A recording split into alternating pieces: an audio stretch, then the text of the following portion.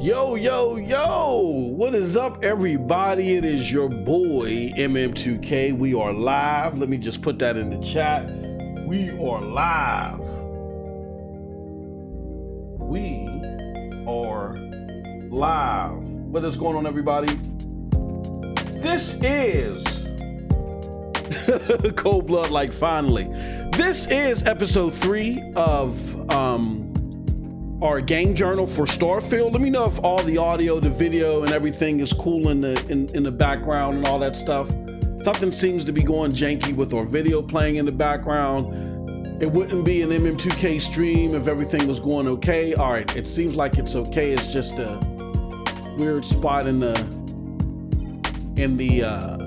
video. Is it playing? Oh, it's playing. Okay. All right, so that just might be a part of the video where I'm just running my mouth. I'm playing the last, not necessarily the last stream, the next to the last stream that we did at Starfield. He says, effing hell, that took forever. Yeah, it was 30 minutes longer than what we needed it to be. But the problem is, Cold Blood, is, which kind of is the point of me doing this video, is that in order for me to play Starfield and try to get 60 frames per second on Starfield, I've literally had to disable my whole setup. I've had to go, I got 2 computers running. I have a computer that runs the game, and then I have a computer that captures the game. And in the computer that runs the game, normally, particularly if I'm playing a cloud game service like NVIDIA GeForce Now, the resources are so light that I can game and stream from the same machine. So I don't even need my capture PC. If I'm playing a game natively, like on the PC, and I want to get 60 frames per second, or if I'm even streaming from a cloud service, but I want it to look like ultra high def, like our quality stream series videos, where I want you to feel like you're seeing exactly every nook, cranny, and pixel that I'm seeing. I want you in the room with me. Then we crank the bit rate up a little bit, and I will run the game from my original PC to my capture PC. And then we crank everything up, and we'll do that. But that's not a necessity. That's the icing on the cake. For this game, however, because y'all know I don't game at 30 frames per second, and I'll only tolerate 45 or above. In order to get those bare minimums of 45 or above, try to hit 60 as much as we can. At 1440p, mind you, I have to run this game natively from one PC, shut off every application that I have running. I have multiple screens that I normally run to, even if I am streaming from my game PC to my capture PC. I can't even do that, so I gotta shut off all monitors. I can't have anything running but the game at 1440p. So then, and this is with DLS mods. This is with DLS mods and me using refresh that can go into the physical display settings of the game and go within the game itself and downgrade certain things to increase performance and decrease load on my GPU and CPU. Even with all that happening, I have to have the game. If the game is running natively on PC, I can only have it running on that PC. So then, on my capture PC, which was built only to capture and to send what is capturing through a streaming application, I can't run multiple things on there either. I don't want to mess with those settings. It took me months to get the right settings and tweak certain things even in the registry. I don't want to mess with that. I've literally turned that PC into not just a normal PC, but a capture PC. It only has Internet Explorer, or I mean not Internet Explorer. It only has Explorer on there, whatever Microsoft calls it now, because it's light on resources. And if I need to download anything because I got to download packs or whatever, that's all that's on there. It's not even designed to surf the web all like that. You know what I'm saying? At quick lightning speed. Everything has been set up for the capture.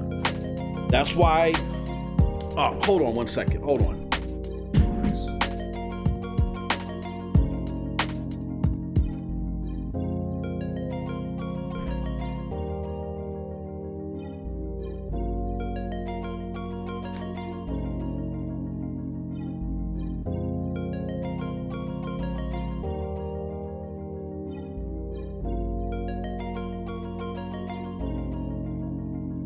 That's why when I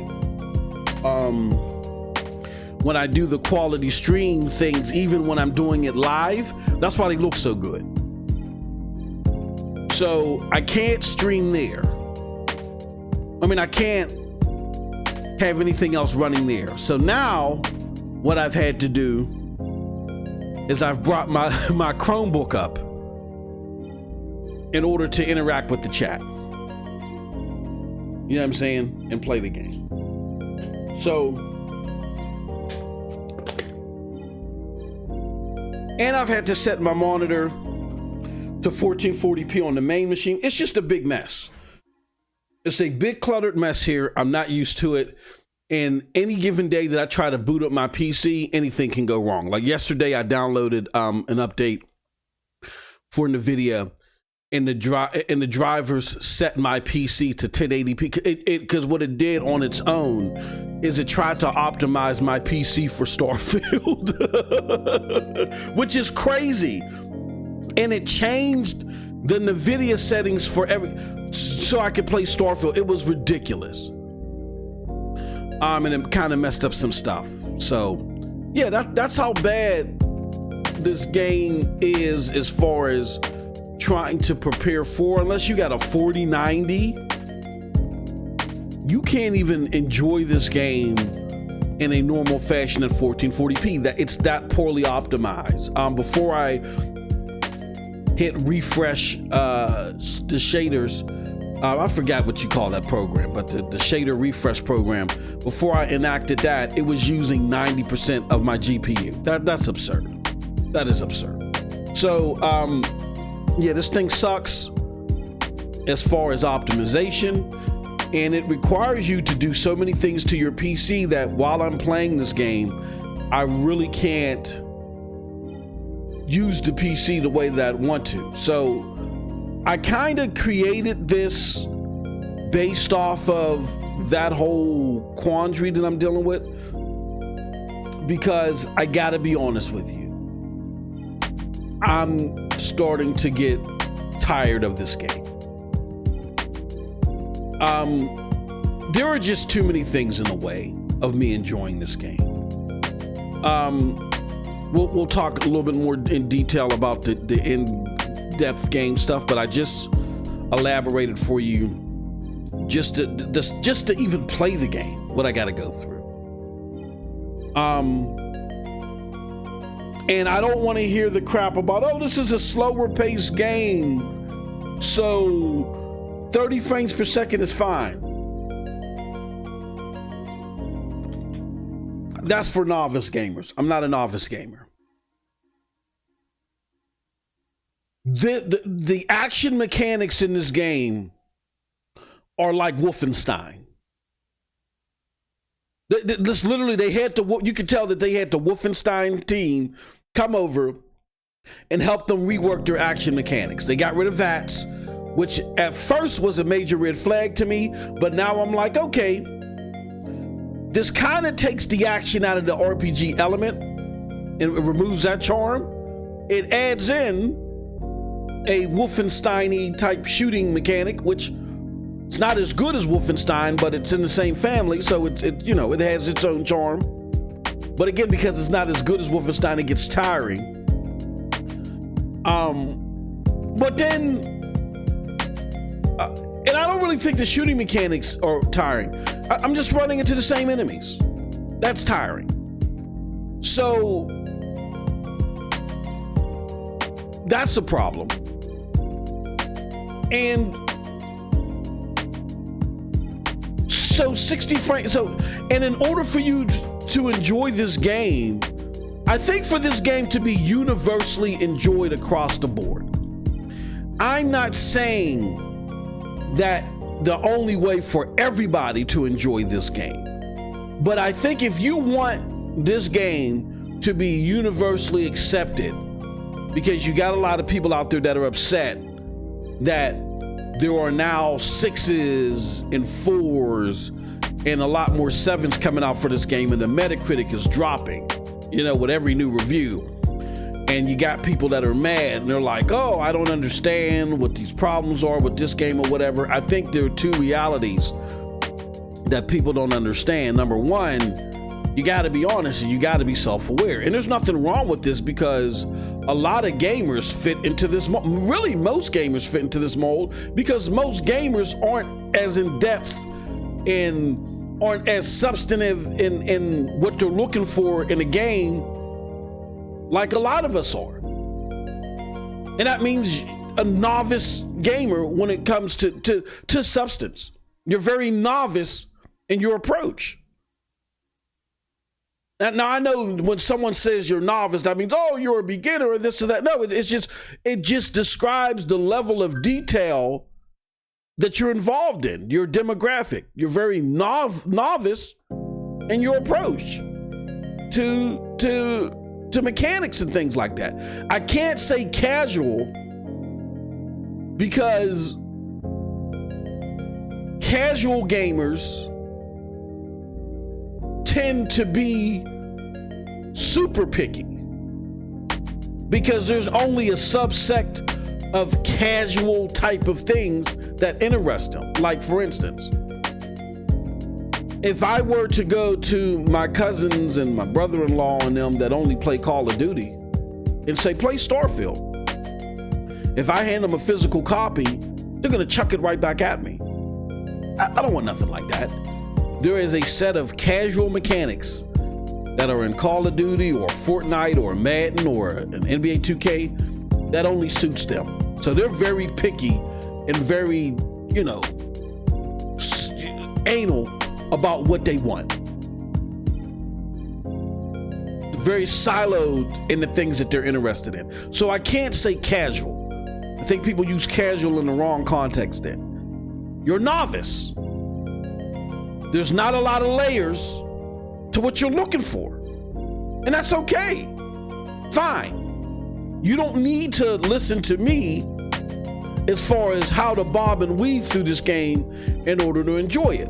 But here's what I will say, that in my listening, in talking to people playing this game, the one thing that the biggest fanboys or girls of this title or of the product versus the biggest detractors,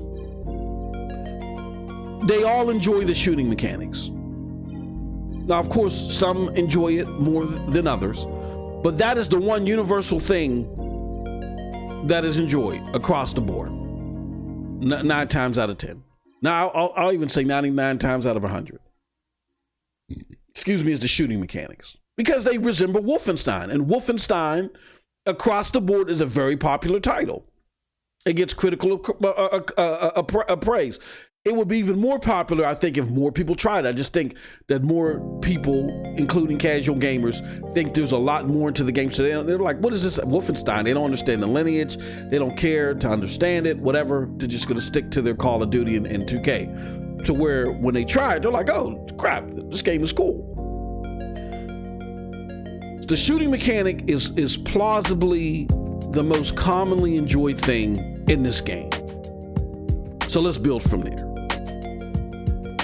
If the shooting mechanic is most plausibly the most enjoyed thing in this game, then we gotta understand where this type of shooting mechanic, how is this shooting mechanic most enjoyed? This shooting mechanic is most enjoyed at 60 frames per second. Like Wolfenstein games, even on the older consoles, I believe, played at 60 frames per second. They have that twitchy feelness to it a little bit, but that presentation style is at the core of the gameplay. So 60 frames per second is instrumental here. There is no 60 frames per second don't matter here in this game, when the thing that's most commonly appraised across the board requires it, because it's derived at something that's most commonly enjoyed at 60 frames per second.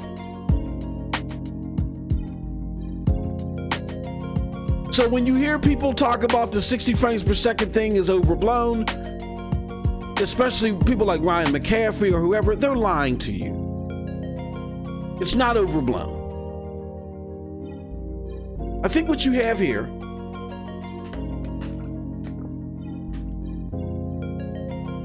DLSS coming to the game natively soon. Cold blood, I'm gonna be honest with you. It doesn't even matter. I have the mod. Unless the mod is insufficient, I have the mod. And the mod, DLSS 3, does nothing in the game. Nothing. I mean, no, I'm lying. I'm not going to say it does nothing. But it unless you have a 4090, like, I don't think DLSS 3 is going to be that poignant of an addition to gamers unless they have a 4000 series card. Now, I'm in the market. I'm looking for a 4070. I saw one for $5, so I'm thinking if I sell my 3070, which I can probably get 2 for, then I only got to come out of pocket with 3. That might be possible. We'll see. But no, dude, no. The DLSS, even DLSS 3, for most gamers is not going to do much. The game is just poorly optimized. It sucks that it's so poorly optimized, and it's a shame. Because like I said, there is something in here that I think anybody could sit there and say, you know what, I enjoyed this. Or I think most gamers reasonably can come away with something that they could enjoy this game and build from. But and the shooting mechanics are not going to save this game. So don't take that as that. I'm saying there's something you can build from. There are other problems that get in the way of this game, that where the shooting mechanics don't even save it overall. But you have somewhere to start from. If that's the common thread across the board, and people are like, you know what, I'll just beeline the mission and I'll deal with the action, you need to ensure that 60 frames per second is achievable. For most people that are going to interact with this game. Console's a different thing. F it. We've already resigned to the fact that there are bottlenecks in that ecosystem. We're not even worried about the Xbox consoles, the Xbox hardware. But for PC, for people that spent thousands of dollars to get certain performance, and for them not to obtain it, unless you spent close to $10,000, that's absurd. There isn't that much going on in the game of substance that warrants it. Like, oh, you can pick up 1,000 cups and pick up 1,000. That new car smell for the average BSG gamer has been gone years ago. Nobody cares.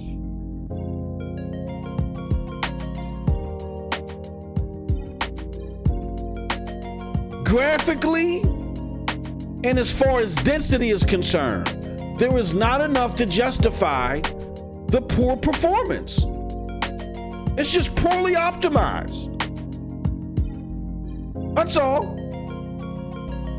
And so what Xbox did is they worked to get some of the, what I guess the first 10 hours of bugs put at bay. But once you get past the first 10 hours, then it's bug ridden.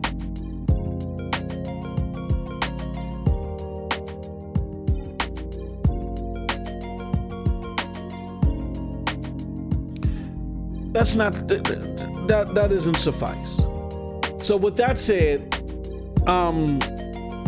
yeah, there's a lot going on in this game where people are complaining that I understand. And what I want to do in this session is not just vent, but I want to share somebody else's pain when it comes to this game. And kind of, let's talk down the middle. Because even though I may not be as dejected as they are, as some of these newer reviewers are when it comes to this game, and even some of the newer gamers that we're seeing, as I'm going to show you, as dejected as they are, I understand the frustrations. This is not an MM2K thing. This is not I'm a non-Xbox gamer thing, which that doesn't even exist over here on this platform. What it means is I like something, so therefore because I like something, I just can't fathom or even understand the different demographics that make up the gaming community. So I'm just gonna demagogue you and put you, I'm just gonna label you. No, it doesn't make sense.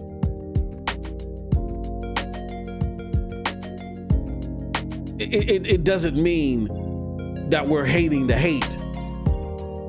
It just means that there was a certain expectation set, and that expectation wasn't met universally. And we're going to show you. We're going to make millions of people that don't even know that I exist on this planet are coming to the same conclusion. These are people that bought the game. They didn't go on Game Pass. People want to argue, oh, there's people going on Game Pass and they're review bombing the game. Now, if you want to talk about Metacritic, that's one thing. If you want to believe that people that are on Game Pass are spending $15 or $16 to review bomb, or $10 to review bomb the game, that there are those many people. Mind you, there are a lot of people on Game Pass, 30 million to be exact. And I believe that of those 30 million, most of them are invested in the Game Pass because they like the Xbox product, right? I would assume that the overwhelming majority of the people that have and subscribed to Game Pass before Starfield came out, of that 30 million, did so because they like the Xbox product and what it's presenting, particularly in Game Pass. So that's why they have it, right? Right. So I don't believe that when Starfield came out, there were 30 million more people that signed up for Game Pass. I doubt that. I doubt that the people that already like the Game Pass product, that already like the Game Pass subscription, have already prescribed positively to their offerings. And they already have access. And they outweigh even the new people that may have come aboard, whether big or small. So if that is the case, if that logically is the case, then you have to explain to me why the rating for this game is as low as it is. Even if there's a new wave of people that come on board, that new wave of people do not supersede or over encompass those that already been on Game Pass. So you're trying to tell me that all these people spent X amount of dollars to play Game Pass, to get on Game Pass, to review bomb Starfield, and the other people that already have that I'm pretty sure are they've been waiting for this game. The hype behind this game is severe. There was never no doubt, particularly to me, that a lot of people would get their hands on this game. The question was, and continues to be for me, how many of those people are new people? Because if it's the same people pretty much that had Game Pass before, I don't see how that really elevates Game Pass. That's not a win for Game Pass. Hold on one second.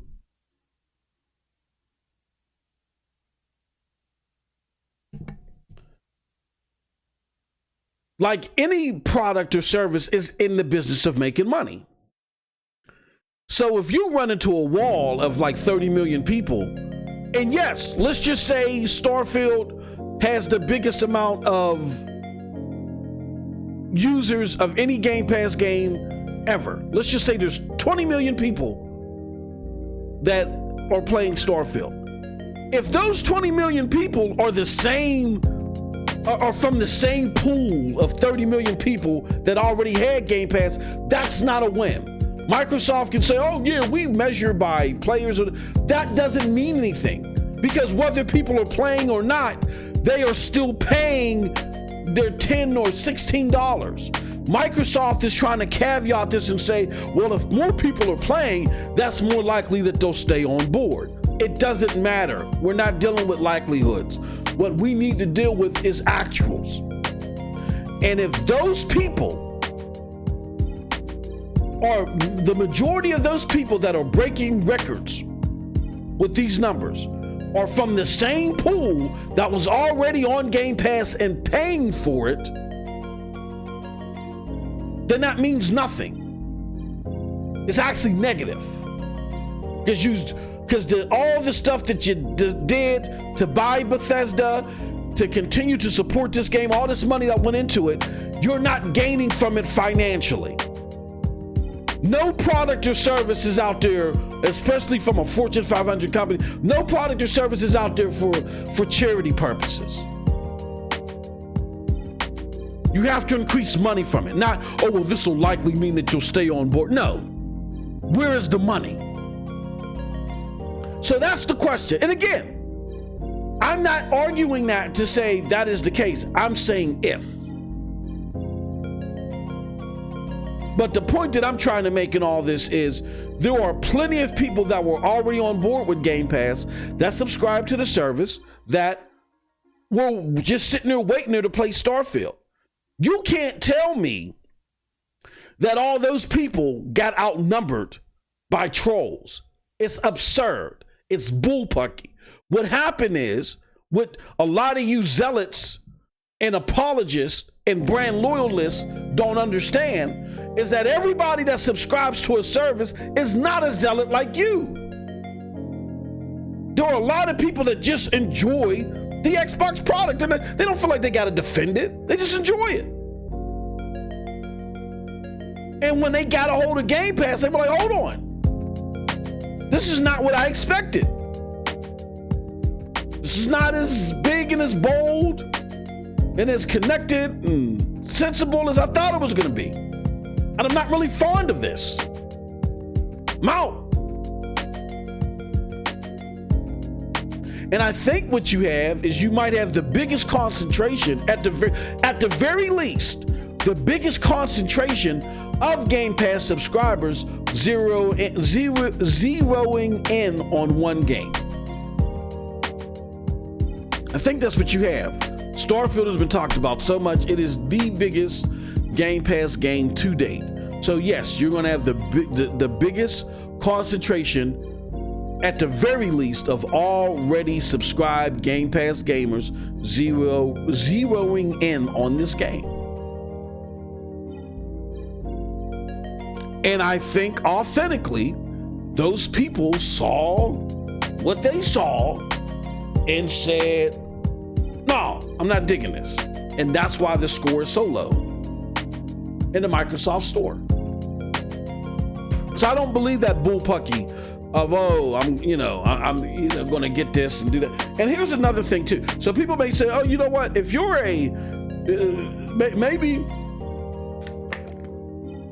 maybe those people, if they played the game, they just didn't rate it, but only the trolls came to rate it. Let me explain something to you. That again would be a straw man's argument, and only one made by someone that's ignorant to the activities of Game Pass in its demographic. I think I can show you better than I can tell you. Let me do this.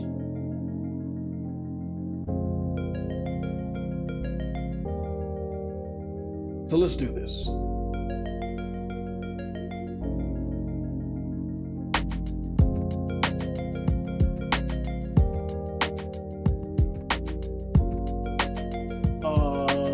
Let's most played game. All right, so we're looking at Xbox most played games right here. Okay, so let me show you guys this, and hopefully this makes sense on why this whole theory that the trolls dominated how games were scored or how Starfield would score. You know, the trolls wouldn't pay their $10 simply to be able to download Starfield, play it a little bit, or, you know, hit whatever standards need to be hit in order for them to review it, and they're review bombing it that way. Okay, so here's why that's bullpucky. Let's go to most played games. This is Starfield right here.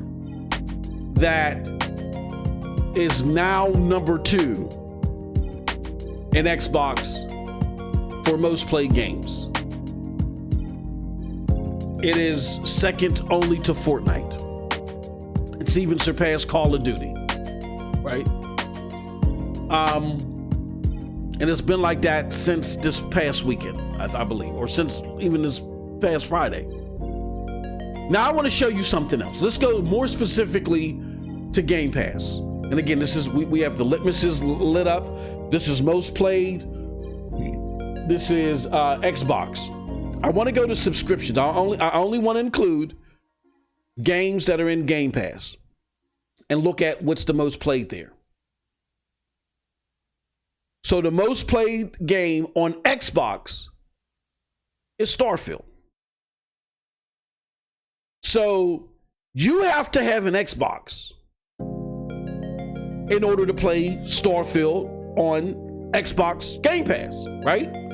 Like this is just counting up all of the Xbox subscriptions, most played via Xbox and via Game Pass. This is what it's filtering out anything. So in order for you to rate this game, you have to play it on Xbox, right? So are we saying that all these trolls that are contributing to this score went out and bought an Xbox just to buy it? They went and spent at the very least $300, signed up for an additional $15 just to bomb this game.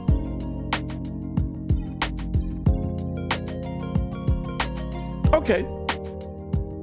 Now, let's do something else. Because you got a lot of people that are going to say, well, what if they went on PC Game Pass? Okay, fine. Let's go to PC. PC is most popular. That's their equivalent to most popular. I mean, to most played. And Starfield is, let's see, 1, 2, 3, 4, 5, 11th on Windows games. It has now surpassed Destiny 2, which is unheard of. If you regularly follow this, this is unheard of. It surpassed Minecraft launcher. Like all these games, all these little rinky-dink games that you see here, all these free-to-play games, like you normally don't see an Xbox game, a paid-for Xbox game, even in a subscription, up here. This is the highest that you've probably ever seen an Xbox game up here. And Starfield is up here. So there are a lot of people on PC playing this game. Now, as far as PC Gamepass is concerned, let's look at how Starfield is doing on PC Gamepass. It's number one. It's beating everything out on PC Gamepass. Why is this relevant? This is relevant because unlike Xbox, where you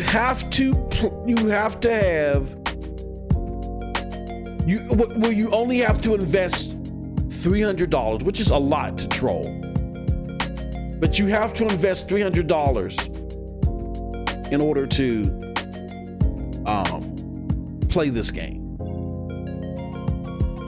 On PC, it's a lot more.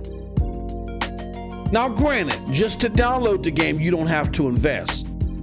But PC gamers at the tune of 15 million that have Game Pass are more in tune, they're more active, and they're not like the casual gaming affair where they do rate stuff. Why? Because they are the ilk of the Steam gamer. The Steam gamer is always rating stuff. I feel like a lot of these ratings are coming from the PC Game Pass people that I think are most of the people playing this game. Because if they're talking about 6 million people have played this game, I think most of those, and then when you look at the PC people on Steam, the estimates are only around 2 million. I think that most of the people that are playing this game are on PC. And they just have issue with the game. And they're being vocal about it. PC gamers are the most vocal, because again, they are the most hardcore gamers.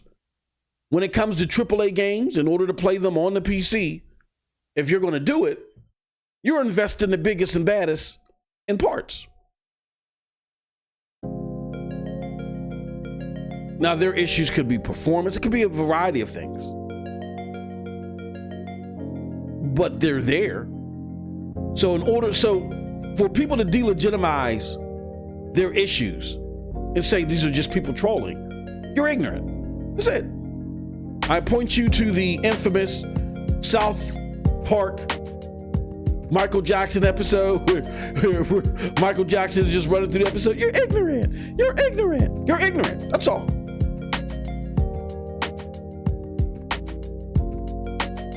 You just don't understand how things work over here.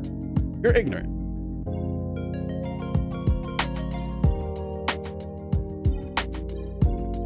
To even double down on the Starfield reviews and how they are,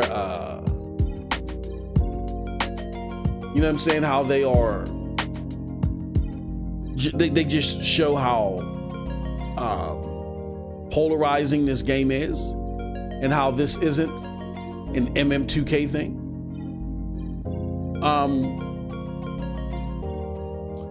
Here goes Starfield now.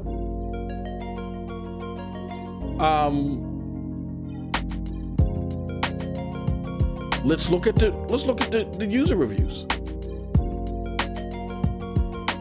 Hold on. Oh, here it goes right here.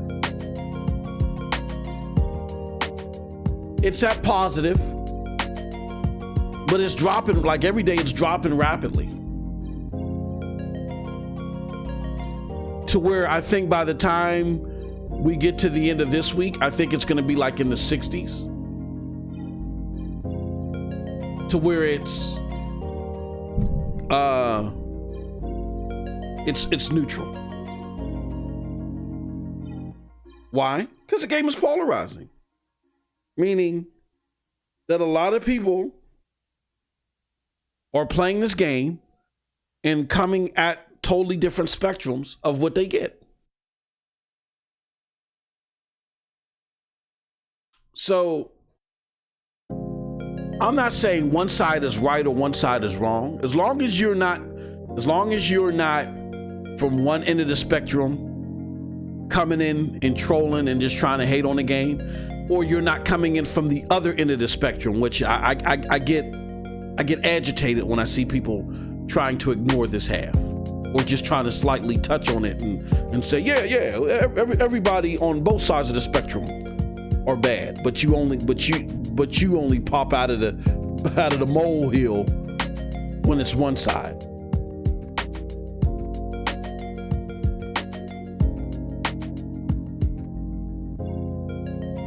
If whether you're someone that's trolling and just trying to be negative to go against the brand, or you're someone who already made up your mind, this game is a 10. And then the other thing that you're trying to argue is, I can't understand. No, this is not lower than this, or this is not lower than that. You are gatekeeping for the sake of a brand. I would never, if somebody were to review this game and authentically think it's a 10, I'm not going to debate them on their opinion of the game. If they say this to me, this is my favorite game, I'm not going to debate them why it's wrong that it's their favorite game. They're not wrong on that, because it's subjective and they are underscoring the subjectivity to it. This is my. But when you try to make your subjectivity across the board notions, then you are not a gamer. We can sit there and point at and say, this makes you a gamer, that makes you a gamer. The moment that you try to etch your subjectivity into stone, you are not a gamer. Period. You're not. I've been doing this for 35 plus years. And it's part of the nerdum, the nerdistry behind gaming.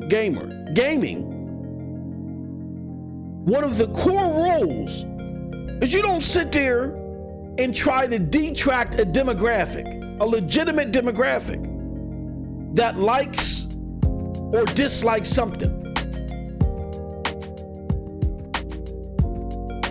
There is no one size fits all for gaming.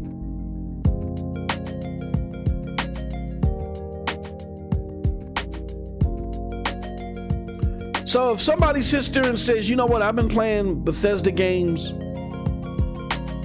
forever, and I think that the journeying is disjointed and I don't like it,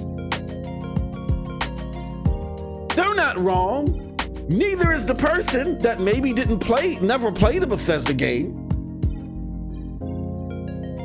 and is like, oh my God, you could do so much stuff in here. I've never seen a AAA game like this. This is the charm in this game is incredible. I love this.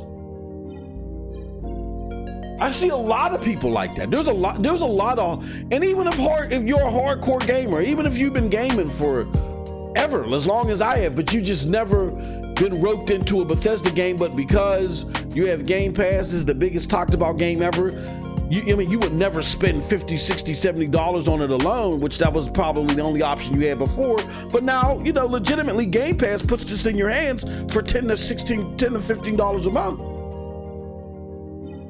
So now you give it a shot and you find out, holy cow, this is the offerings in a game like this are awesome. I like this. This is dope. You're not wrong. But it's like, you can't. If I've been playing Bethesda games since the beginning of Bethesda making games, every single one,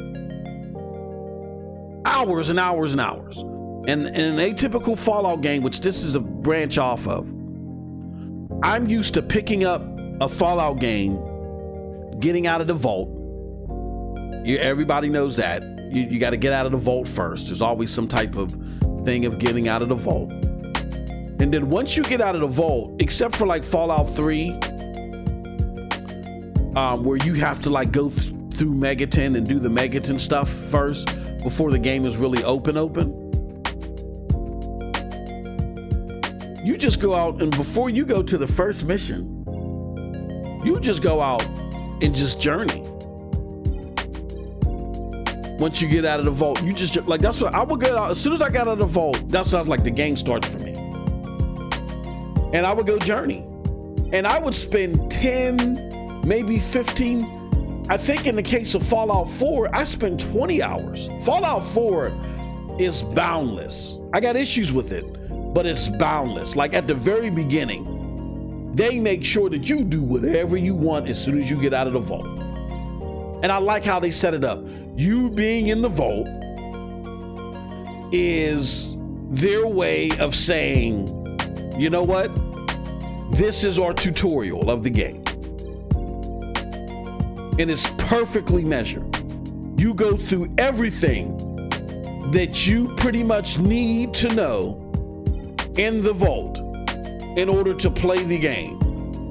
The only exclusion is Fallout 4, where you get into like the Minecraft building elements, the what they call the outpost here. When you get into those Minecraft building elements in Fallout 4, you got to get out of the vault in order to do that. That's understandable. But they at least give you a walkthrough of that. You know what I'm saying? Excuse me. Or no, you know what? Fallout 4 doesn't do that. Yeah, Fallout 4 does that, and then Fallout 76 does a better job of explaining the building mechanics.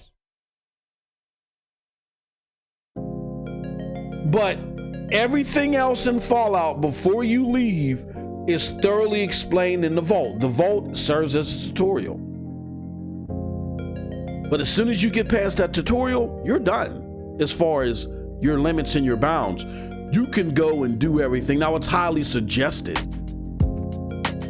And I agree, for the atypical gamer to go out and do the first few missions so you get through any of the learning curves first, then you can go and explore. I agree with that. But again, I've been with the Bethesda Softworks games since the beginning. I know what they're about. There's pretty much nothing that I need to learn. It's the only time I go do the missions is when I run into a stumbling block of like, in this mission they give you this weapon, or in this mission you get access to this, or you need this keypad or whatever, or you get access to this, that, and the other, or you find this magazine there that'll upgrade your player. So yeah, you're better off. You got to do these missions. And then I'll do a mission up to the missions I got to do, and then I'll spend another 20-30 hours journeying. I want to say that in my atypical Fallout experience, even the Fallout experiences where I've been disappointed and I didn't necessarily finish the game, I didn't get to that point till like 60 hours in. For anywhere between 40 to 60 hours in, I didn't get to that point. In this game, I'm at 16 hours and I'm already fed up.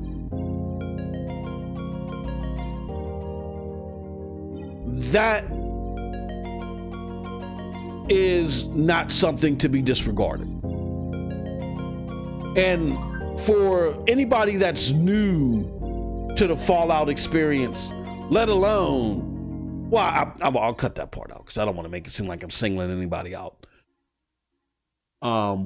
Anybody that's new to the Fallout experience,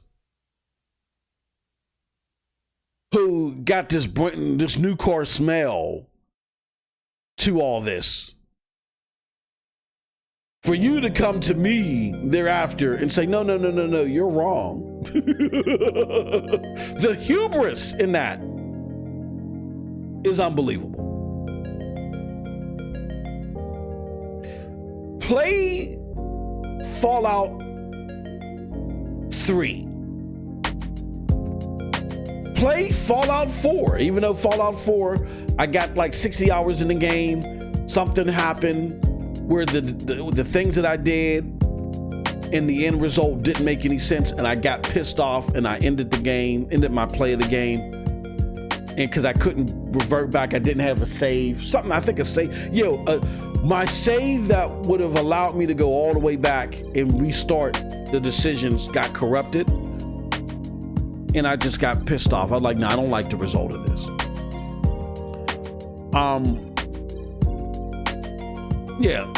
Even go play that where the journey isn't splintered. You're not encumbered so much with your inventory. And I would go on my way to a mission, come across the building where I would be in that building for like 5 hours, pick up everything in the building and not be encumbered and still be able to go and do the mission. This is early in the game. And I'm picking up cups and plates and all that. And I think the reason why it's like that more in this game is because things are heavier. Things are generally heavier. And I also think they just give you a less capacity of an ability to carry things. But I think they do that because they're trying to force you to upgrade your ship. But in order to upgrade your ship, there are things that you have to do that are mundane, unenthralling to even some of the most seasoned BSG gamers like myself.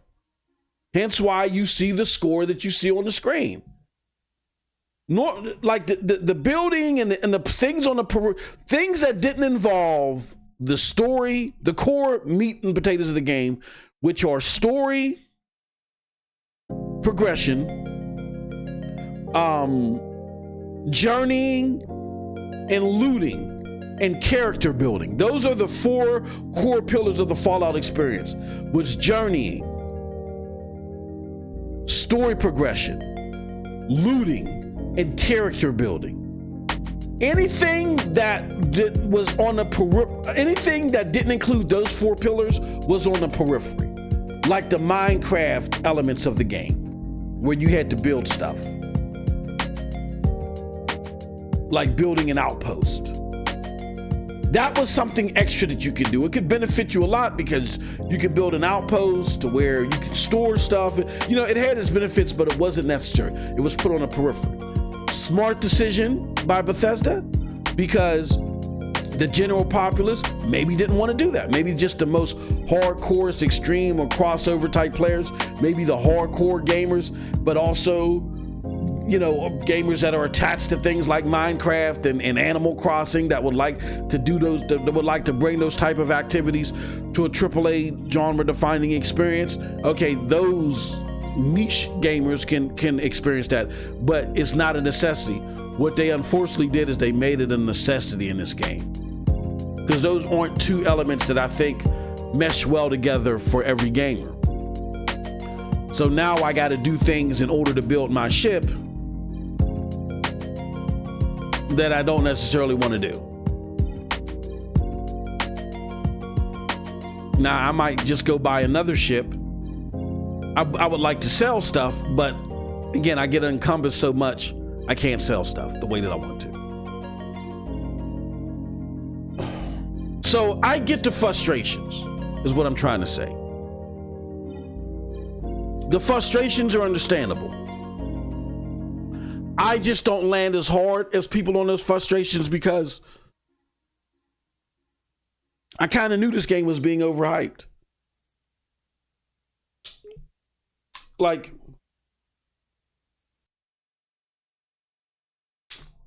Bethesda has in the past, they have punished people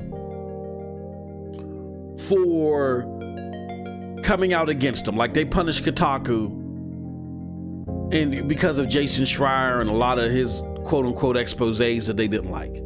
They will punish people when they feel like that you're trying to target them or do something to hurt them.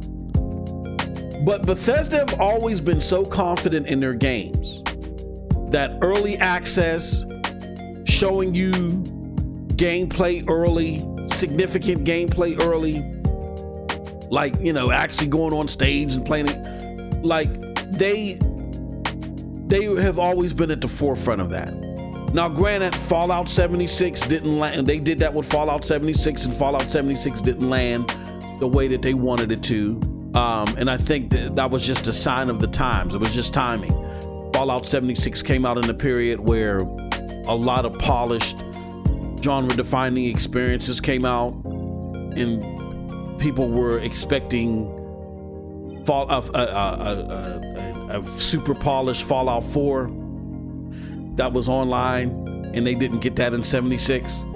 And I think the biggest thing that made 76 a target was there weren't any NPCs. And again, for the more novice or casual wing, or no, I won't say casual, but the more novice wing that fell in love with 76, fell in love with Fallout 4 because of NPC interaction and story.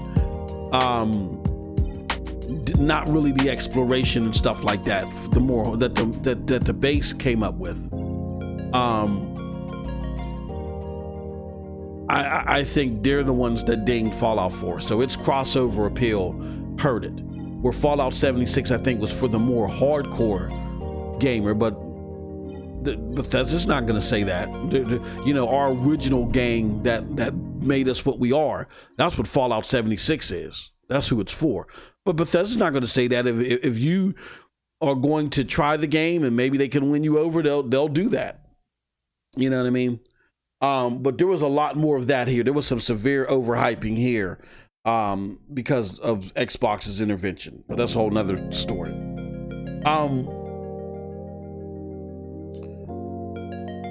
I don't want no more of these notices. Turn off notifications. Thank you. So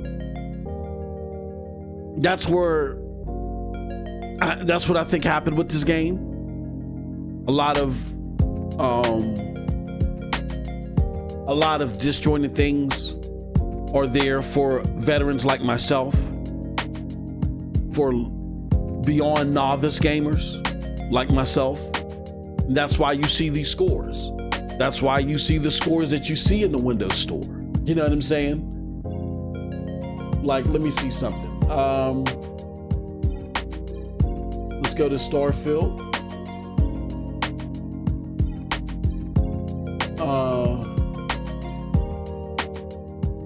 Okay, so it's like a 4.5 out of, it's like a 3.5 out of 5 right now.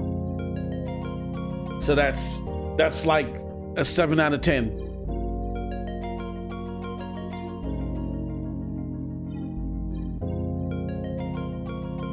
That's a 7 out of 10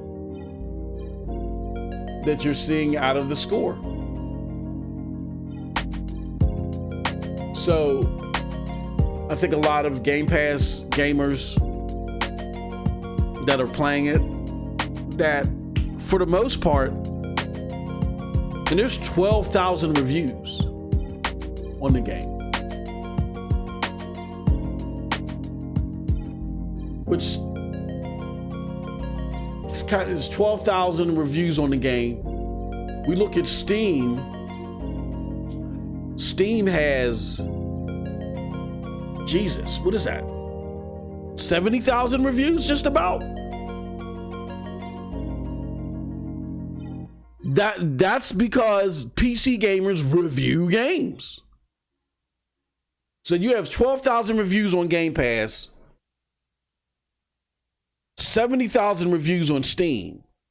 I think a lot of these reviews are just PC people that are just like, you know what, I'm tired. I mean, it's like this game was overhyped. And PC and Bethesda games more or less are for the PC crowd. Like the most invigorated gamer for Fallout and Bethesda software games are the PC crowd because of the mods. and particularly the Steam gamers, or not necessarily Steam, I'm sorry. But yes, Steam gamers are big on mods, but just in general, the PC gamers, like before these games like heavily hit the Steam market, they were big on, what do you call it? They were big on the Bethesda game launcher. Mods are a significant thing with not only Steam games, but Bethesda games. So the biggest, most rabid fans or players of this game are just hardcore PC gamers. Hardcore PC gamers aren't embedded in a fanboy fest. If anything, we're starting to see a trend of PC creators more in the favor of Xbox than anything. We're starting to see that trend this generation because Xbox has, with PC Gamepass, PC gamers love that PC Gamepass. It's more successful. Game Pass is more successful on PC than it is on console. That's where you see the growth. It's on console. It's on PC. So these are not just rabid fanboys.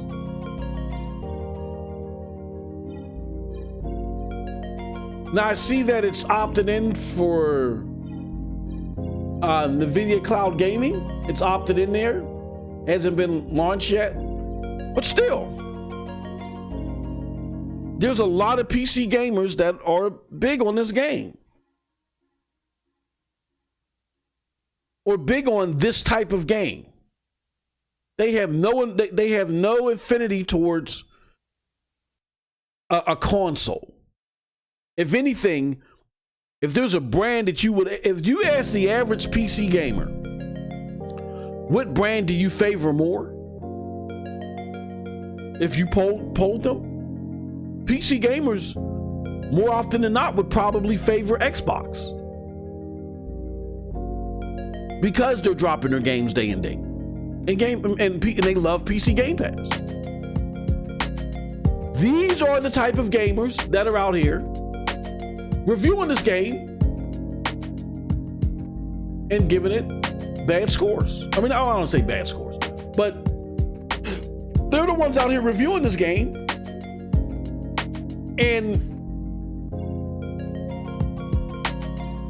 are the end result of the polarizing score. This thing is about to get to neutral. I think once you get into the 60s, it's neutral. They consider it neutral.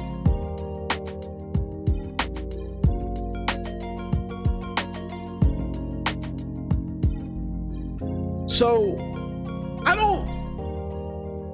don't subscribe to this whole trolling crap. I think people are ignoring that even though, yes, Xbox is seeing some upfront success with this game, there are a lot of people that are upset, reasonably upset, or at the very least disappointed.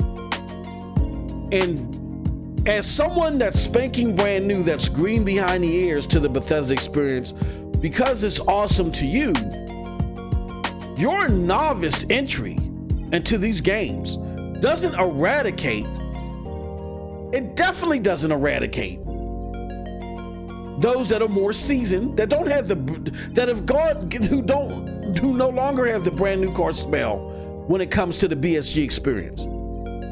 I don't think anybody's experiences cancels out anybody, but if we were to play that game, if anything, it would be the more seasoned BSG gamer that cancels out the brand new car smell gamer, because no gamer goes back to where you're at. If anything, as time progresses, you're going to go to where they're at. You're just not there yet.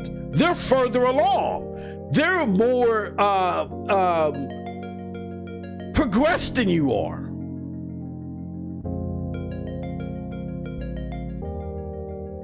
You're going to be where they're at eventually, not the other way around. Once the brand new car smell is gone, it doesn't come back. So their critique of something that excites you because you're new to the experience, temper your temper your exclamations to, you know what? I'm new to this. First time I'm experiencing this. And for those that fit into this boat, I think you're going to enjoy this. I may not be able to relate to the criticisms because this is so new to me, but I enjoy what I like. I mean, I'm enjoying what I like what I'm coming across. If you're new to this as well, you're going to enjoy it too, I feel. Understand the relatability of your message. We understand the relatability of our message. I've been gaming for 35 plus years, played all types of games.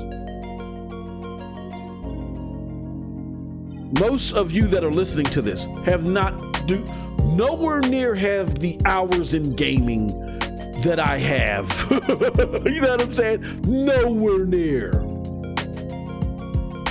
You'll never be able to touch me. I'd have to leave this earth and give you, and then we have to fast forward 30 years in order for you to have the level of experience that I have in gaming. We used to, even before console gaming became a staple the way that it is now, when we left the house, we went to an arcade. Now, granted, there's mobile gaming, there's PC, you know, I understand that. But we were such nerds in gaming that when we left the house, AAA, the best gaming experience was in the arcade. You couldn't replicate, at that time, you couldn't replicate at home what was in the arcade. So even when we left the house, we were gaming.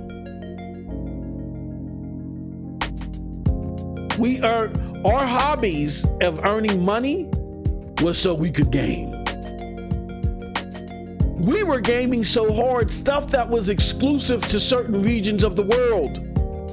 We would put our money together to order Genesis games that were only releasing in Japan. You would need for me to leave this earth and then give you an additional 30 years for you to even come close to where I've tapped into gaming. That being said, I don't have the brand new car smell to everything that you may have. And that's fine. I don't want to piss in your cornflakes. Enjoy what you enjoy. But you gotta understand, to take from Dark, there's levels to this. And it's not unconceivable. If you're a gamer, you understand that there's levels. You understand that the level 5 player is less seasoned than the level 30 player. This is really elementary, and it doesn't take more than 3 seconds to explain this. So if I have all that experience in gaming, the Google Boogle monster that comes to me at level 30, I'm going to be able to zap it away and not even think about it because of how seasoned I am with that monster. Opposed to when you see it, when you play the Oogle Boogle monster at level 5, you're like, oh my God, man, it took me like a half an hour to beat that thing. I don't understand how you're lying. It isn't that tough for you. Of course it wasn't that tough for me. I'm more seasoned. So the same applies to this type of substance that captures you in gaming. The same applies. If carrying cups and potatoes and sandwiches, the fact that you can do that is awesome to you, fine. It was awesome to me way back when at level 5 as well. But I'm at level 200 now. I'm way more seasoned. Things have to have a particular type of substance to it in order for it to grab my attention. And that's why we critique the things that we critique in the way that we do it. because we're speaking to more seasoned gamers. There are some gamers that have played as long as we have. And you know what? They may have enough points to upgrade to level 1,000 like me, but they've never felt the need to use them. They like playing the Oogle Boogle monster at level 5, even though they got enough points. That's fine as well. But as I've matured in the substance that I'm looking for, like other gamers have, you can't relate to us. We can relate to you because we've been where you're at. You're not at where we're at. So you must understand the hubris that we feel, or that is being exuberated from you. Anybody that fits in this category. When you try to step on a soapbox and talk to us about what we critique. Because the fact of the matter is that we're so seasoned and we're on such a higher plateau as far as the substance that we can, that we relate to. Your soapbox isn't high enough for us to even hear you, really.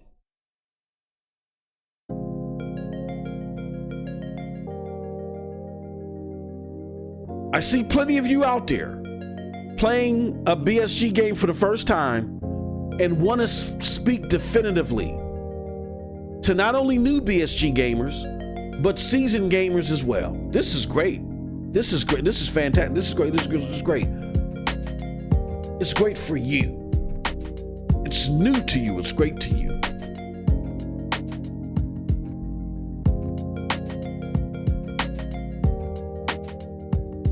You can't relate to us because you haven't been able to digest and even be seasoned enough to get to the experience. And playing a whole bunch of games all of a sudden, I don't know, putting them on easy or whatever, that's not going to get you there either. This is time, over time, having different gaming experiences, going to the arcade, going to midnight releases, having gaming discussions over decades and decades, reading the Nintendo Powers, looking at what goes in, you know, the commonalities of crews that make good games, understanding why Hideo Kojima is acclaimed and stuff because of the things that he can do, understanding why teams are acclaimed over others, understanding what goes into quality, understanding that all games are not at the same level, understanding why they're not at the same level as far as universal appeal. All that takes time to digest and relate to. You can't just sit in front of a TV screen for hours and hours and hours, put everything on easy or whatever, or even if you put and relate to all that. Your body, your mind, your brain has to go through a maturation.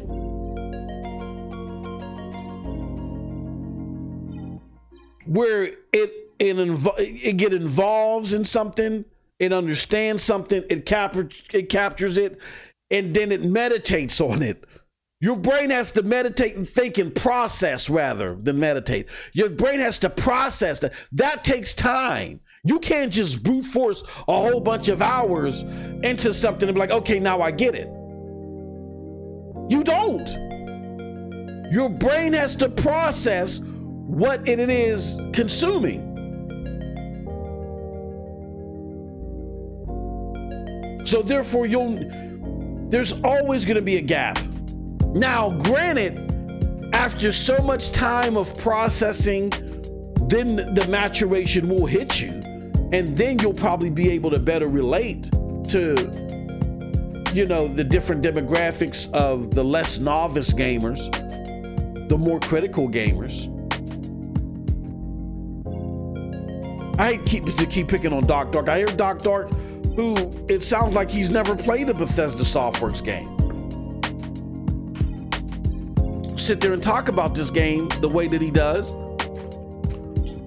and he'll say things like, there's no way it's lower than this. No, that's to you, because this is the brand new car smell that the BSG games present. But once you play through several iterations of them, it doesn't have the same impact.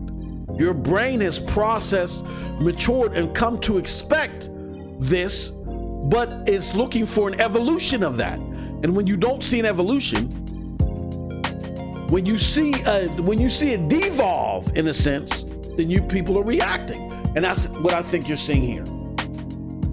There is a de-evolution. The connected nature of the journey and exploration that people are used to in the Fallout game is splintered. It's watered down. It doesn't make sense. There's always things that are roadblocking it, like the weight capacity and different things.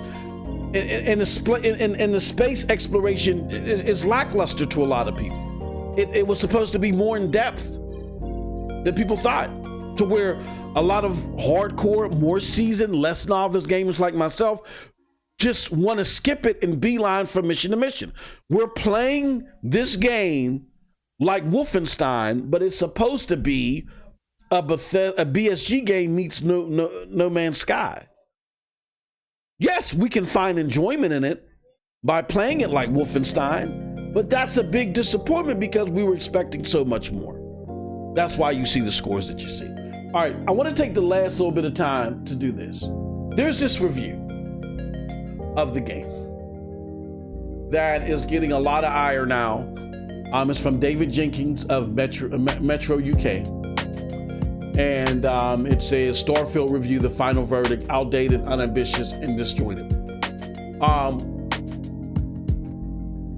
It says, while it's not unheard of to being a review a game well after it first came out, it is unusual to be doing so after other outlets have already rendered their verdict.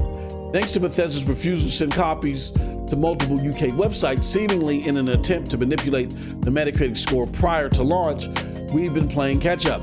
We've avoided reading any reviews, but we've seen the general reaction, which is understandably mixed. The lack of agreement is not because Starfield's failures and accomplishments are particularly nuanced. It's more how willing you are to put up with many of its foibles.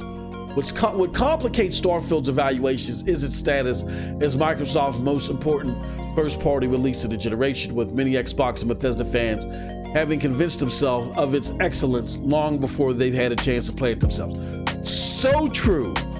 I want to highlight that. And I just said that. Now, I'm reacting to this real time. If you guys haven't noticed, I haven't read this article, but I've caught a lot of the finer points in the frustration, and I want to react to it now because I think it creates an important conversation.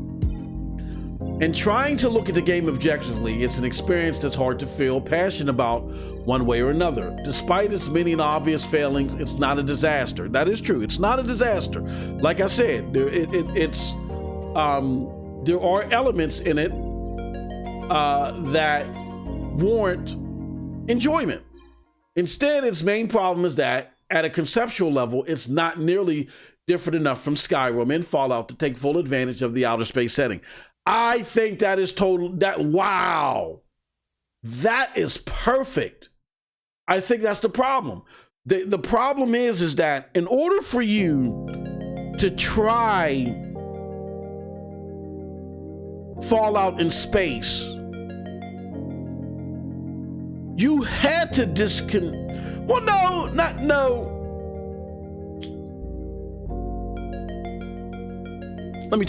Let me rewind that. If you wanted to do Fallout in space, that's fine. But you really had to put in order for Fallout in space to work at the level that you say that you're talking about, an open world space game, you really had to put a lot into the exploration in a way that was serious. You can't do gimmicky iterations that feel like mini games. Like the space battles feel like a mini game. You got this big Google map version of a planet literally right in front of your face, and then these ships that are supposed to be flying around, where it feels like you're just like in a snow globe moving around. You know what I'm saying? It feels mini game-ish, right?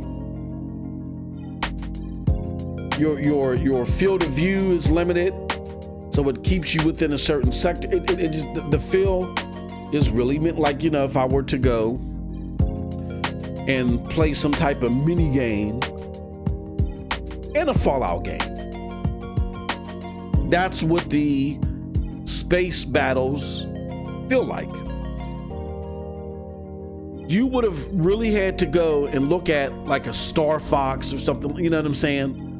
What is that game? Not Everspace. There was a game that came out last year. You would have to look at actual space shooters and stuff like that and really try to embed a large slice of what they're doing into your game in order for the space exploration and the space battles to work. Then, or No Man's Sky.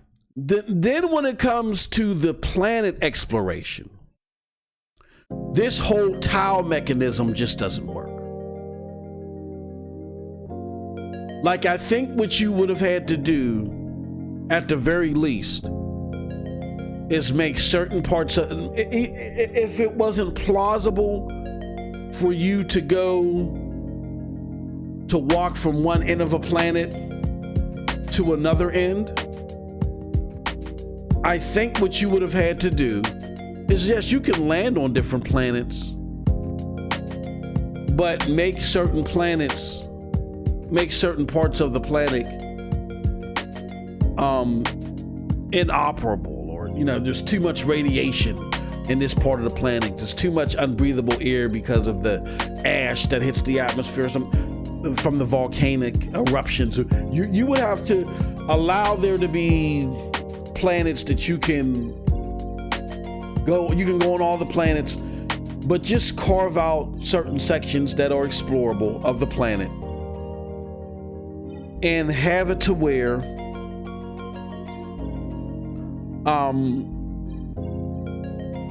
you have certain parts of the planet that are explorable and certain planets that are not. But then the parts that are explorable, have them deeply populated. Have them, you know, densely populated. That way, and these should be long stretches of the planet. It shouldn't be 4 tiles that go into these, that are auto-generated, that go into these, you know, that are not densely populated. That's not what a Fallout experience is. The Fallout experience is dense population. You're constantly running into things, or things are running into you, and you're always engrossed in the journey.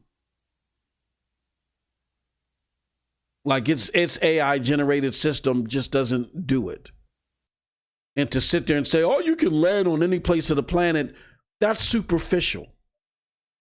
If it's just like, I got up to 4 tiles that I can just statically make parts of the planet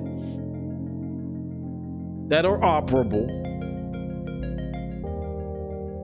And if you want to auto-generate the tiles along the operable places of the planet, that's great. Do that instead.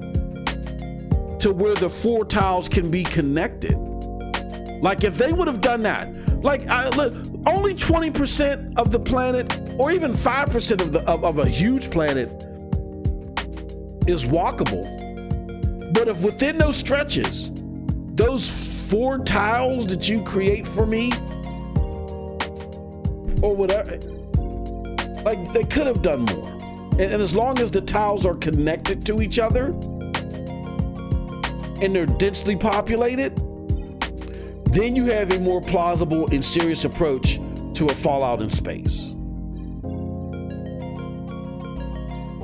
And then I feel like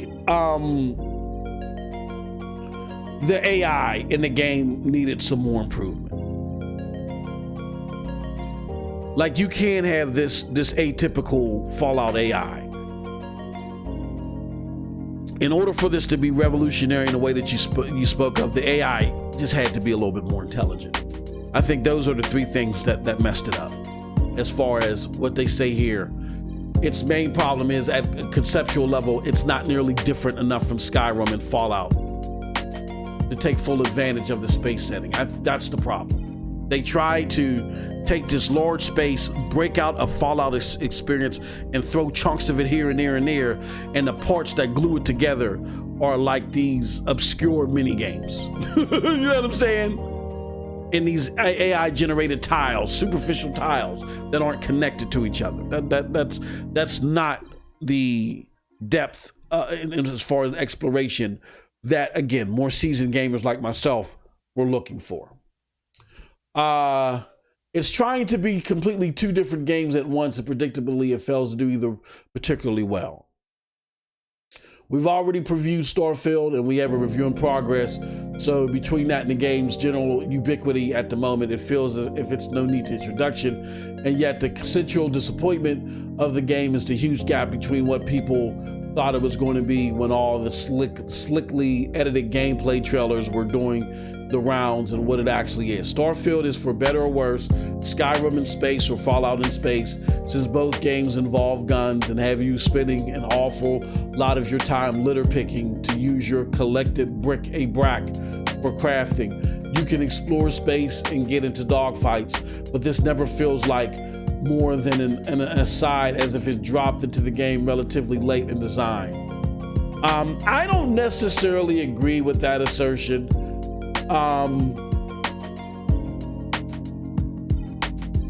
But I think the side missions work, but they don't. But the cross paths between these side missions, they don't work in a sense to where it just feels all connected and smooth. Like to compare in Fallout, all right, I just finished a mission in Fallout. I'm going to the next mission, but on my way to the next mission, I run into a building. I'm like, oh, that building might have a lot of cool stuff in it. Let's go in that building. I go in that building, a whole bunch of crazy stuff happens. You know what I'm saying? I come across crazy weapons, and I come up with clues to another part. And I'm like, okay, I was on my way to this next mission, but now I'm engrossed in this. I can leave this building now, go to the next mission, or I can continue on. All right, now I'm going to continue on. On my way to the second part of this mission, I run into a house. Find a new discovery at that house, new weapon at that house that tells me, you know, go save these people or you'll get the master gun. So now, okay, I'm not going to get too distracted. I'm going to save on to this, and I'm going to continue on to this new thing that original building told me about. Meanwhile, still in the periphery, I still got the next mission to go to. Go to that part, do that, go to the thing that I found in the house, do that, and then I come back to that building and I can now finish the building. See how it's all interconnected. That's it. I talked about this earlier in an earlier journal entry, where the traversal part of the game is all connected. It's not tiles that are disjointed. You know what I'm saying? And it's all and I keep bumping in this, and it's all relative. It's all smooth. The experience isn't encompassed with loading screen after loading screen and me trying to find this planetary system to go to. It's not encompassed with that. Like the journeying part, I get that the mission part, I can avoid all that, but me just randomly, just dynamically journeying feels less restrained than this new game in 2023. My experiences from 2009, 12, 15 feel less restrained in the dynamic journeying than it does in the 2023 version of this game. So even though those actual side missions, I think they work and they're engrossing, it's the journeying in between those experiences that actually makes Fallout special to a lot of us that you don't get here. It's the journey within itself. It's like a game within a game. And you don't get that here. We don't think it was, but the fundamental problem with Starfield is that it doesn't fully commit to its premise. Rather than space exploration being at the game's core, it's merely window dressing. Yeah, I agree with that. Rather, it's merely window dressing for. Yeah, I think that's excellently put. Rather than space exploration being at the game's core, it's merely window dressing for Bethesda's familiar ground-based action role-playing. I think that's perfect. I think they did excel though in the gunplay. They've extracted the Wolfenstein experience to a degree. It's like Wolfenstein's younger cousin that's been added and replacing the VAT system. It takes away the charm of VATS and the role-playing nature of VATS, but it adds the shooting mechanic, which does add some charm, but I gotta admit it's wearing on me now because I'm running into the same dynamic. I'm running into the same space astronauts or whatever, and it's not as fun as it was the first time that I experienced it. Except instead of a single open world, densely packed. Yeah, except instead of a single open world, densely packed with secrets and side quests, everything in Starfield is spread out. Oh my God, yes, this is it. This is the hip hop quotable. What is going on here? Stop. Except instead, how come it's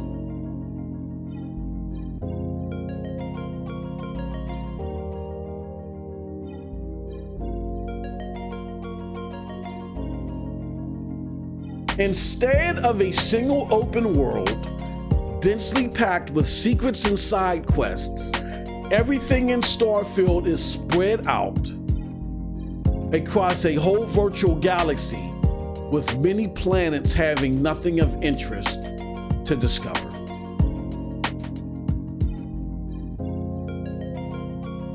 I want to make that green instead.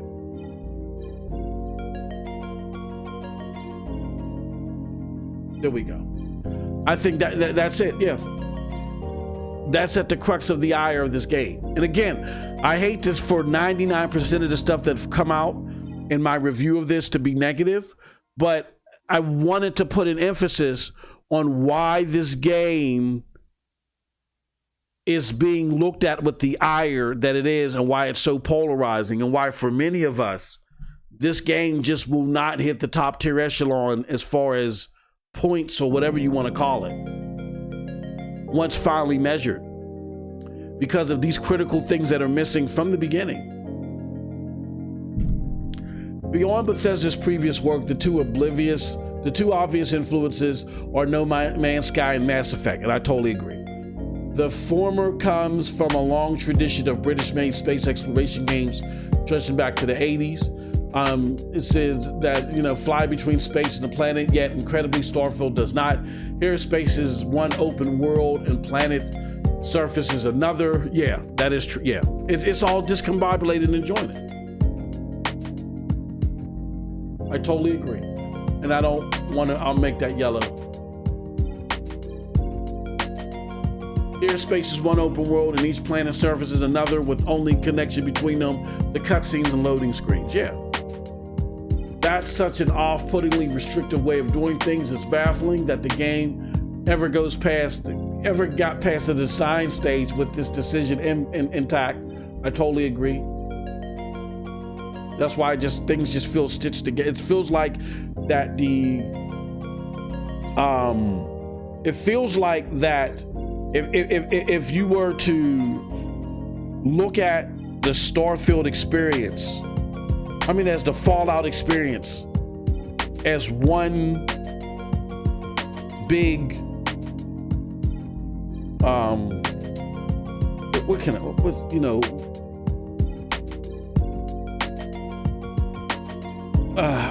I think of? One big graham cracker. Let's say the Starfield experience is one big graham cracker. People are like, oh, that graham cracker is tasty. And then I take, but then I take the graham cracker and I just crumble it up and just put it in a big old bowl of water. Like the tasty parts have been just crumbled up and spread amongst different places. It's watered down. It doesn't taste as good now because it's crumbled up and sitting in water and soggy. It's just not what it used to be. Because not only does it mean that there's no planet-side flight, but there's almost nothing to do in your ship beyond space combat. And while getting into a dogfight is fun, at first it never evolves beyond its first principle and becomes a sideshow. I think that part is interesting. I don't totally agree with it because, number one, I just don't think it's fun. But I do agree with the part that it does become a sideshow. But again, I'm not saying that, you know, I don't want to battle their subjectivity. If they thought it was fun, they thought it was fun. I just don't think enough was put into it. When you look at space battle games, this is far less appealing. Rather than feeling like an explorer or dangerous space pirate questing amongst the stars, all travel is handled on a dull little map screen. Your destination chosen automatically by just selecting a mission from a list. That's not the only thing that runs at an autopilot, as your ship computer seems to have read the game script ahead of time, as it always knows exactly where to send you before you or it could ever possibly know. Waypoint markers appear the instant a subject is brought up, and often beforehand with no need to think or look for anything yourself.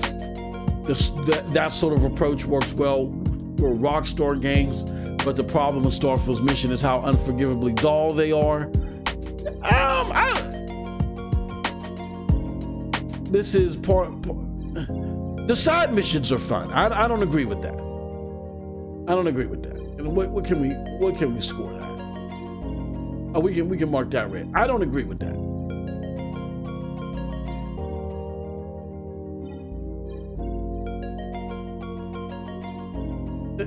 They're not dull. They're just, I'll say there are things within them that may be mundane, like in the action. I feel like that the action is starting to get mundane, but again, I'm not going to say that fully because I'm not extremely far in the game. Like, I'm looking for mini bosses or something like that, at least. You know what I mean? I know that there's dinosaurs and stuff that I can fight, but what I'm looking for in the mission is, like, instead of me just fighting the same type of soldier that may have an upgraded gun, look, where's a mini boss? They got extra shields or whatever that, you know, got a special attack, or where are they at? Where's, like, the brutes at? Or where's the, you know what I'm saying? The brute soldiers, you know what I'm saying? It says this is partly a mechanical problem given that the game system in combat is mediocre and artificial intelligence weak, laughably so for your allies who vacillate between hyperactive and utterly disinterested. I will say I don't necessarily agree with that. I don't think that's as critically off base as what I highlighted. I do feel like that the AI is not the greatest. They have improved over time, but it's not the greatest to where I do think that the combat, that's why I say the combat is like the Wolfenstein's younger cousin. The gunplay is cool. I like the variety in weapons as it comes to the parts and the different things that they can do. Like, you seem to have your base type of gun and you may run it, but you'll run into different variations of that gun, which I think is cool. But the AI is plausible and charming in its own way, but it isn't like top grade. Although the story missions are incredibly repetitive, we'll get to the story later. The side quests are impressively varied and unpredictable. Yes, this I totally agree with. Yeah. For example, there's one set. Yeah, the story missions. It's all set up like cross between Ocean's 11th and Agatha Christie novel with high society gets to charm. No, whatever. It's just the writing and characterization throughout Starfield is a flat as a pancake with dialogue that's usually completely competently written, but persistently banal. Nothing anyone says or does is in any way is interesting than any one small bit of color. In what should be a sandbox style space heist, whether you choose to rely on stealth, violence, or charm, you just got where the waypoint marker tells you and pick that through the dialogue options, desperately looking for something interesting. You never find it. And as even the options to sweet talk someone, just a silly mini game where you pick potentially persuasive phrases and hope that RNG decides they work. Read this. This is the way they stare straight. This is okay. This is all at the same time you're forced to suffer the fact that Bethesda games remain well behind the curve in terms of facial animation. I do think that's true. And he's talking about how they resemble the 360 days. Yeah, I mean the textures of the character models look better, but yeah, it's still not at the level of you're seeing in other 2023 games. This is the other mission example that stood out to us also has an interesting setup and starts with an apparently routine visit to a research facility where you suddenly start flipping to an alternative universe that's been infested by facehugger. Okay, you soon learn to flip back and okay, well I don't want to spoil that. Except in Starfield, everything is much more linear. Yeah, you have to play it linearly. And there are no real puzzles, so you never really work out things. Just moving between the only points available. Not only is this vastly less interesting than a 32-year-old game running on a prehistoric hardware, but it goes on and on forever so that your initial excitement at this unexpected novelty slowly seeps away until you can wait to go back and forth to it. Let's see how much. There's a lot in this game, but I think that we've hit the more critical parts of what they have to say. Yeah, so that's why I think there's a lot of ire for this game. What is this? Why?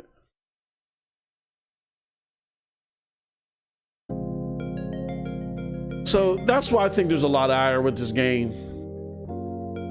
I think the ire is warranted. I'm not going to discredit anybody who feels like that the game is 10, nor am I going to discredit anybody that feels like the game is 4. As long as they've authentically played this game and are basing their review score off the experience itself, and they're not doing it for any other agenda purposes. They're basing it off the experience.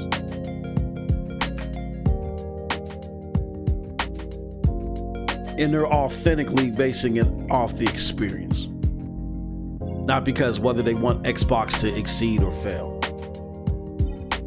I will bring up something interesting. I had a conversation with somebody about this game and where we kind of like felt the same. I had two conversations.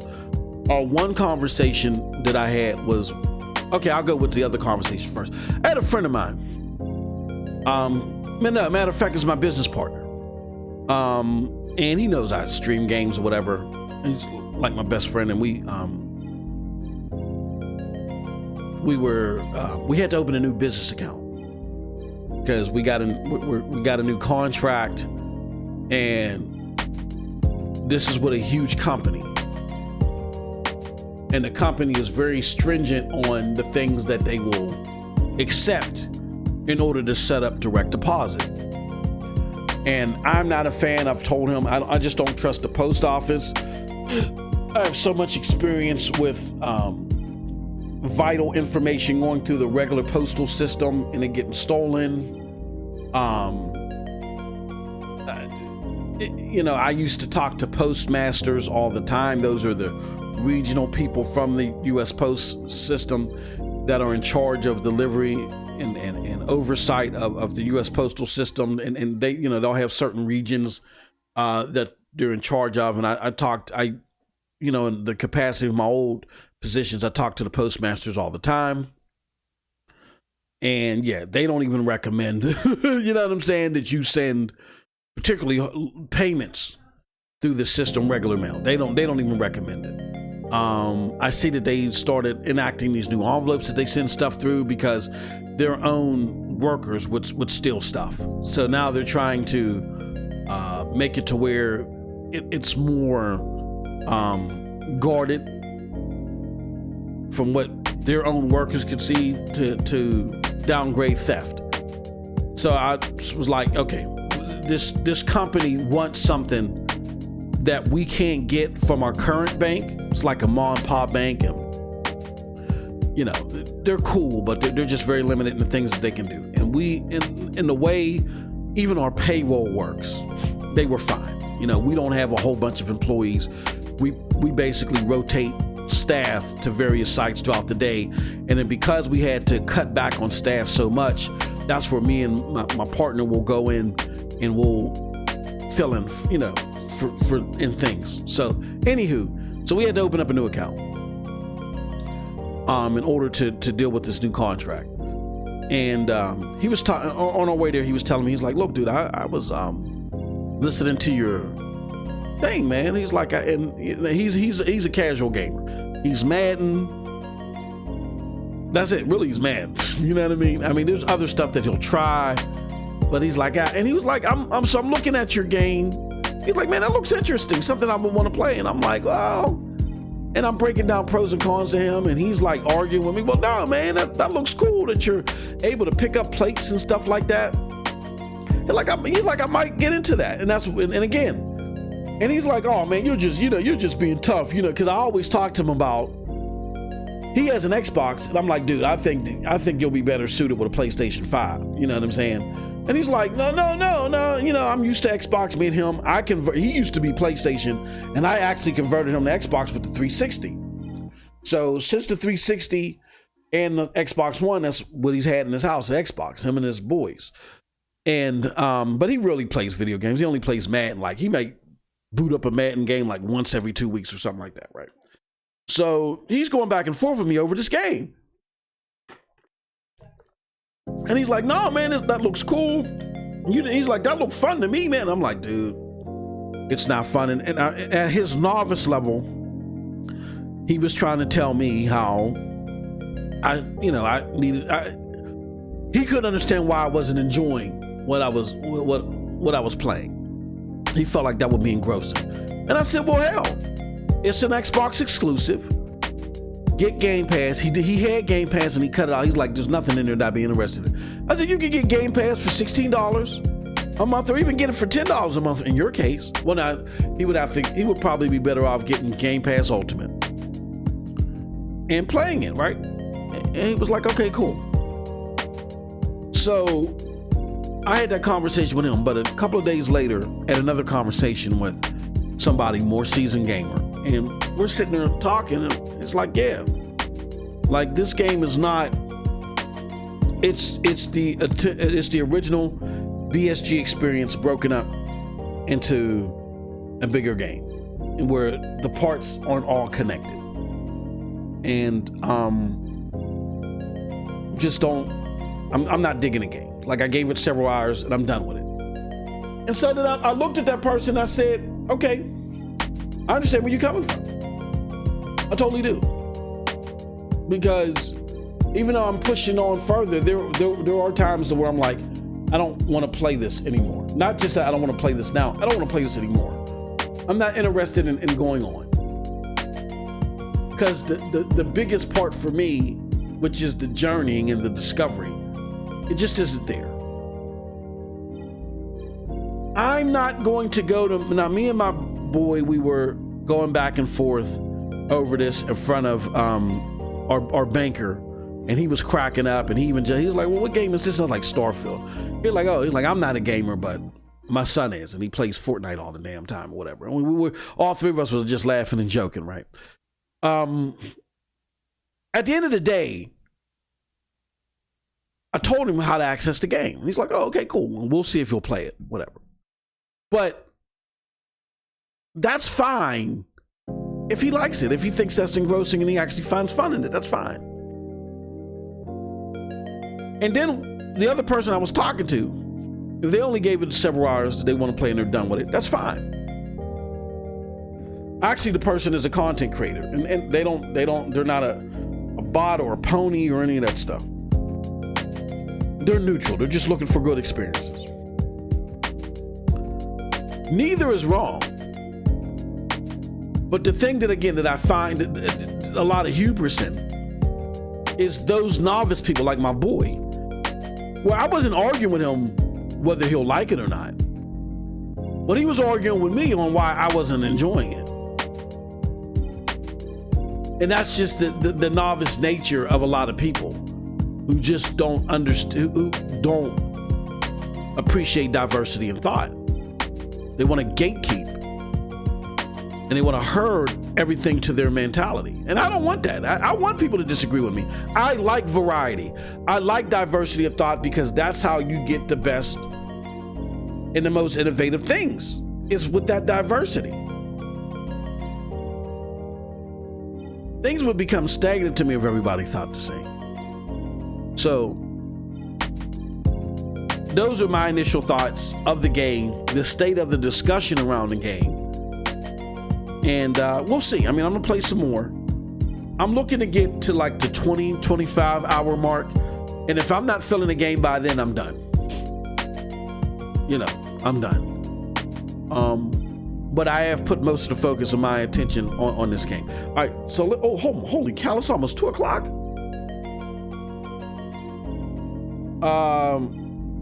Let me talk to, so Cold Blood says, talk about that 84 meta. He says, you said if it fell under 85,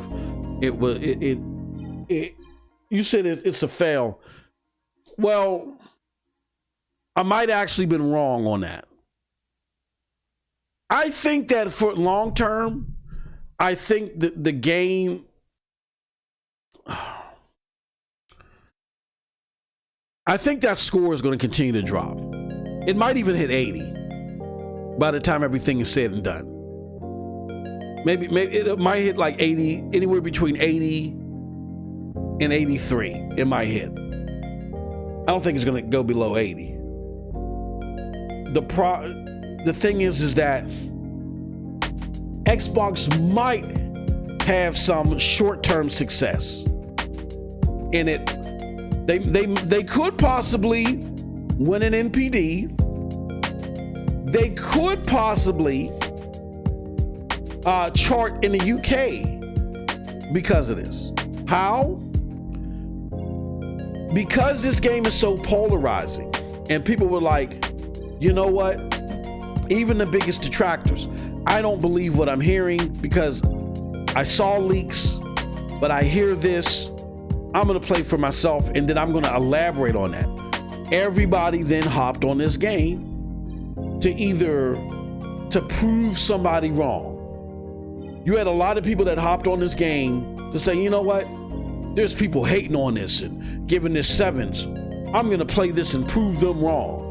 You also had people that said, you know what? This thing is as high as an 84. I don't see that. Or Xbox said this is the game of the generation. I don't see that. Let's go play it. And I'm going to prove that others. You had so many people that were trying to prove each other wrong. So much noise from each side of the spectrum. Then it caused this buzz bubble that now everybody has to play this game and see what it's like. And I think that's what happened. And by everybody, quote unquote, playing this game and seeing what it's like, I think that's why you have it like killing it in Gamepass the way that it is, where you don't have a lot of people committing to the game, but they want to get their hands on it. So a lot of people are getting Game Pass. And I think there are a lot of people that were like, well, F it. If I'm a console gamer, let me just get the $300 console and I'll get Game Pass. Or if I'm a PC gamer, I'll get PC. That's why a lot of people are not committing. There's a decent amount of people committing to it, but there's not the generational level of people committing to it committing to it, like, you know what I'm saying, as far as purchasing the game. I think there's a lot of people trying it out. They're spending a lot of time with the game. Then there's noise about, yeah, you gotta spend this amount of time or that amount of time with the game, and they're doing that. But at the same time, they're doing that and they're like, all right, I've spent too much, but I'm done. And that's why I think you're seeing the game like start to die down. As far it's not trending anymore on Twitter. It's not growing. Like that first week that Baldur's Gate came out, throughout the week it progressively grew. Every day it was just hitting like new highs. Now granted, that was the only place to play it, the only way to play it. But I just don't feel if Starfield was the same way, you would get nowhere near as many hands on it, which is cool with Xbox, as long as the many hands are coming from new people. Like if it's forcing people to buy new consoles and, more importantly, set up new subscriptions. You could have a situation to where, hell, this adds 5 million more Gamepass subscribers and or helps it win NPD. If that happens, Cold Blood, I'm sorry. It's not a fail. And that's where I would have been wrong. I there's a dynamic happening with this game that I didn't expect. I expected the game not to be as good as it was being advertised. Nowhere near it. I expected that. There were just too many things happening on the periphery. The closeness to the vest. Just the whole like sneaky, secretive nature around the rollout of the game that made me feel like, nah, there's a lack of confidence here, and understandably so. They hyped this game up so much, and it's nowhere near the expectations that they hyped it up to. And then the whole review, the staggered review process happened, and that only happens when you know there are fundamental problems and you're trying to curtail those fundamental problems. Like when you have a review, when you have a embargo that's the day of the game release, then the game has problems, because the people that are behind the game know that the game has problems. And that's what I felt here. So I knew that the game wasn't going to reach expectations, but never did I fathom that a game wouldn't reach expectations but then it would create so much buzz to where so many hands felt like they had to play it. Like normally what happens is when a product doesn't reach expectations, that cascades down and people are like, oh well, I guess I ain't getting that one. But in this game's case, the Metacritic was high enough where despite it not reaching those expectations, just the mere existence of voices saying, no, these people are wrong. So people were like, well, hold on. There is so much polarized, contrasting results or thoughts of this game being put out there in the ethos. I gotta try this for myself just to see. And you could have a situation where people were like, even if that requires me to get Game Pass and get a console, I'm gonna do it. I never expected that. I expected, look, if this thing lands under 85,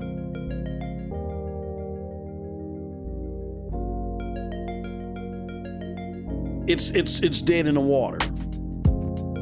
It's landed under 85, and you still got hundreds of thousands of concurrent people on Steam. It's still killing it on Game Pass. It's still killing it in the Windows Store, where it's beating out games that atypically Xbox games do not beat out. I was wrong. And the ultimate deciding now, when I say I was wrong in asserting that ABC action will lead to XYZ. It isn't necessarily up yet to where XYZ won't happen, because systemically, we'll need this game to consistently bring new people into the Xbox ecosystem. Again, systemically. Does this do that? We're going to have to watch the activity on the game over the next few weeks to see that. But if this game's, concurrence continue to drop, and if it drops rapidly, then that was all just a bubble that temporarily did what it needed to do for Xbox, brought Xbox into more homes, but didn't do it systemically. And Xbox doesn't have any other game coming down the pike that it can hype like that, except for Fable. It might work again with Fable. This is the most important, something RPG in Xbox's history. They might do that again, and it might work again. We'll see. But I was wrong as far as saying, oh yeah, if it hits 85, it's dead in the water. That's not necessarily true. Or you know what? I'll say the verdict is out yet. It's not a given. We'll see. But with that said, that's it, y'all. Those are my thoughts. I know I spent like a whole podcast time. We're going to do NRO podcast this weekend, where I'm going to talk just a little bit more on my experience. And then we're going to talk about more in gaming 2023. And then we're going to talk about Unity. Just a bunch of stuff we're going to talk about. We're going to do that this Saturday. All right. But I had to elaborate more on this game because I'm starting to more and more see in the ethos this novice experience that for gamers that are wet behind the ears, still a little green with BSG games. Understandably, having that new car smell with that experience and saying, oh no, what are you talking about? This is awesome. And wanting to lecture us who've been there and done that. And not understanding the hubris behind that. Just the ridiculous, audacious nature of that. This bud's for you. With that said, I appreciate everybody for coming through. And we're going to do some more gameplay. With that said, y'all have a wonderful gaming day. Peace.